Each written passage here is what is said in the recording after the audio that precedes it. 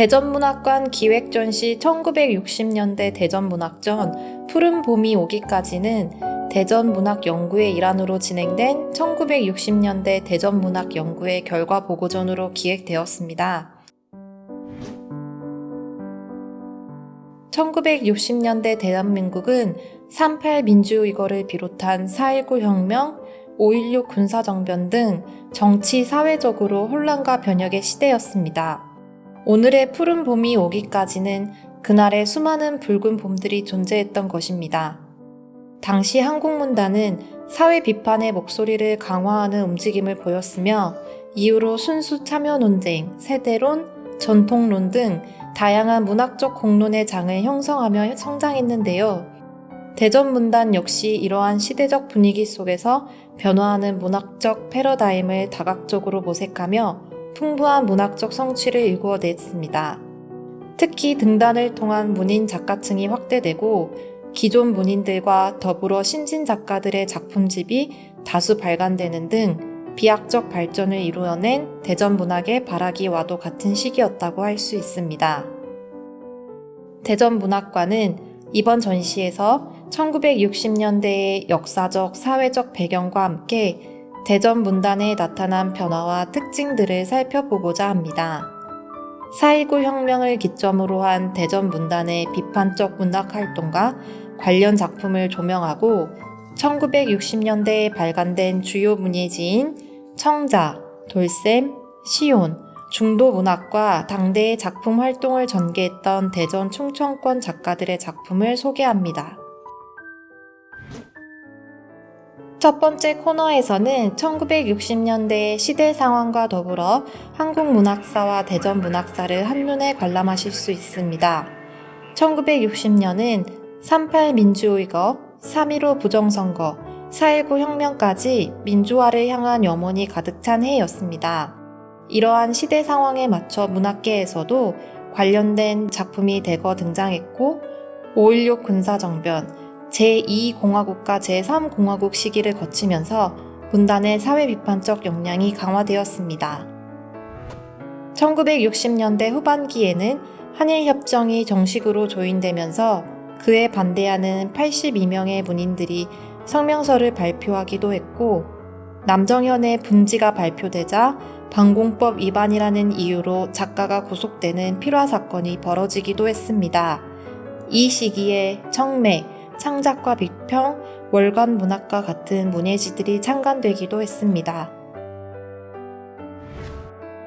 두 번째 코너는 4.19 혁명과 대전문학입니다. 4.19 혁명은 1960년 이승만 정권의 독재와 부정부패에 대항해 싸운 민주화 운동으로 문학계에도 많은 영향을 미쳤는데요. 특히 대전문학계에서 주목할 만한 작가와 작품으로는 전여애의 시 후렴이 있는 4월의 노래와 정훈의 젊은 영령들에게 라는 시가 있고 동인지로는 머들령 문학동인회에서 펴낸 추도시집 분향이 있습니다.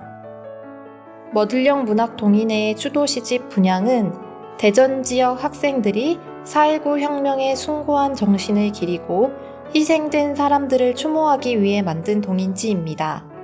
동인들은 이 시집의 모두에 4.19에 순국하신 넋들을 위하여 이 가난한 시집을 엮어봅니다. 라는 문장을 통해 그 뜻을 밝히고 있는데요. 전체가 학생들의 추모시로 구성된 이 시집의 맨 앞에는 정훈 시인의 젊은 영령들에게 라는 시가 실려 있습니다. 세 번째 코너로 1960년대 대전문학입니다. 1960년대는 대전문학이 비약적으로 발전을 이뤘던 시기로 대전문학의 발화기로 명명되고 있습니다. 당시 호서문학과 호서분단의 중단으로 동인지 활동의 맥이 단절된 측면도 있었지만 다수의 시집과 창작집, 새로운 문학 잡지, 동인지, 그리고 신진 문인들의 대거 등장해 대전문학의 맥을 이어갔습니다. 그 중에는 1960년 머들령 문학동인회의 추도 시집 분향, 1960년대 후반 종합문학지 중도문학, 동인지, 청자, 돌쌤, 시온 등이 있었습니다. 또한 조남익, 홍익표 등 데뷔한 신진 문인들이 많아져 문단의 활기를 띠었고 많은 문인이 시집, 동화집, 수필집 등을 출간해 대전 문학이 발전할 수 있는 새로운 계기를 마련했습니다. 특히 운문에 비해 상대적으로 약했던 산문 분야에서도 김수남, 이진우 등의 문인이 중앙지 신춘문예로 데뷔해 대전 문학에 큰 활기를 불어넣었던 시기였습니다. 1965년 발간된 돌쌤은 시, 소설 창작 혹은 꽁트, 수필 등의 작품이 다양하게 실려있는 종합문예지였습니다. 발간 주체인 돌쌤 문학동인회는 1962년 문학에 관심 있는 대전 고등학생들을 중심으로 결성된 문학동인회로 동인회 결성 4년 만에 동인지 돌쌤을 창간했는데요. 돌쌤 문학동인회의 결성을 이끌었던 김성수 선생은 돌쌤을 맑은 흐름이라고 정의하면서 새로운 감각을 강조했습니다. 이로 미루어 볼 때 돌쌤의 문학적 지향은 순수 서정과 감각의 쇄신으로 볼 수 있으며 창간호에 실린 작품들은 실제로 그러한 성향을 충실히 드러내고 있다고 볼 수 있습니다. 돌쌤 문학동인회는 1960년대 대전 문학 혹은 학생 문학의 역사에 매우 중요한 역할을 담당했을 뿐만 아니라 이후 대전 문학의 현실주의 전통이나 서정적 전통이 자리를 잡는 데 디딤돌 역할을 했고 훗날 대전 문학의 중추적 역할을 하면서 지역 문학의 발전에 많은 기여를 했습니다. 한밭 시조 동인회에서 1965년에 창간한 청자는 시조 전문지입니다. 시조 시인들로 구성된 한밭 시조 동인회는 대전 지역의 시조 시인들이 대다수 동참하면서 대전 시조의 산실 역할을 했습니다. 청자는 1960년대 말까지 꾸준히 발간됐는데 집마다 특정한 소재나 주제를 정하여 작품을 창작 수록하는 특징을 보여주었습니다. 이 문예지는 무엇보다도 시조라는 특정 장르를 대상으로 했다는 점에서 커다란 의의를 찾을 수 있는데요. 요컨대 청자는 대전 지역을 중심으로 발간되었지만 전국적인 문학장의 차원에서 보더라도 그 개성이나 지속성에서 손색이 없는 시조 전문 문예지였다고 할 수 있습니다.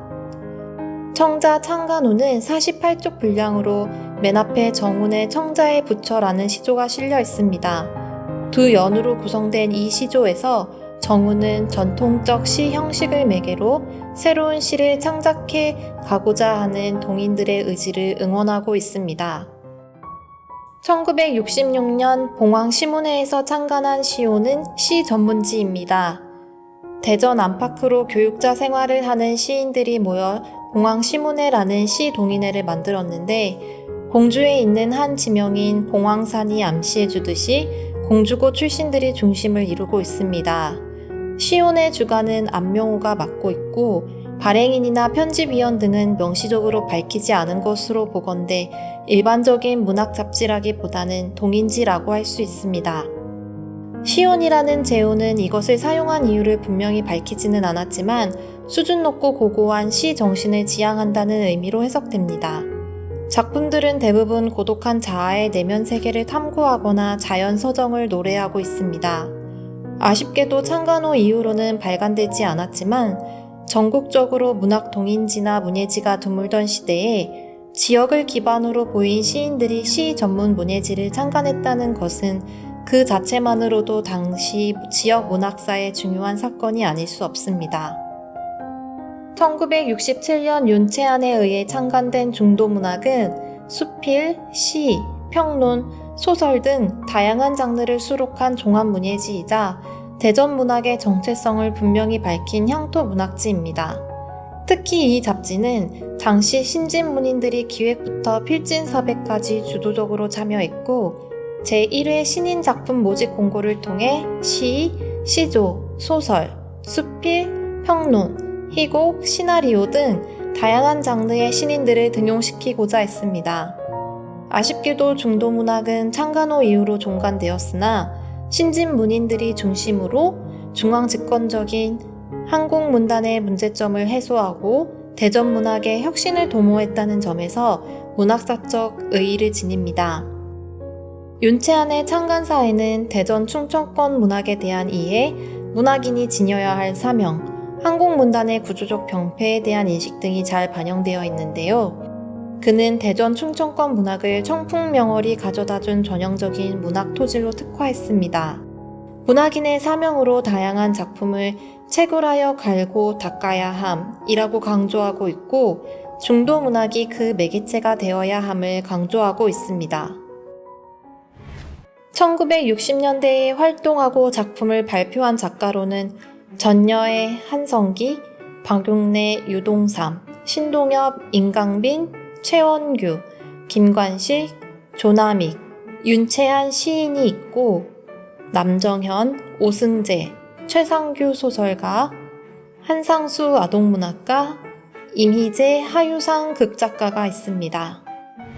이번 전시에는 1960년대 문학뿐만 아니라 그때의 시대상을 느껴볼 수 있는 관람 요소들이 준비되어 있는데요. 먼저 그 당시의 모습이 담긴 영상들과 포스터 이미지들을 만나보실 수 있습니다. 그 시대를 기억하는 어르신분들께는 추억을, 어린 학생들에게는 그 시대를 간접적으로나마 느껴볼 수 있는 공간이 되기를 바랍니다. 특히 이 유리문 밖으로 나가게 되면 휴식을 취하면서 체험을 해볼 수 있는 야외 공간이 마련되어 있는데요. 마치 1960년대로 돌아간 것 같은 느낌을 주는 뽑기 체험도 해볼 수 있습니다. 준비된 모형 동전을 넣고 뽑기를 돌리면 문학이 담긴 캡슐이 나옵니다. 이렇게 해서 대전문학관 기획전시 1960년대 대전문학전 푸른 봄이 오기까지는 의 전시를 소개해드렸는데요. 코로나19로 인해 문학관 방문이 어려우신 분께 영상으로나마 전시 관람의 기회가 되었으면 좋겠습니다. 이번 전시는 7월 3일까지 계속되니 전시 관람을 통해 푸른 봄이 오기까지 지나온 과거의 문학 속 이야기가 주는 울림을 느껴보시길 바랍니다. 감사합니다.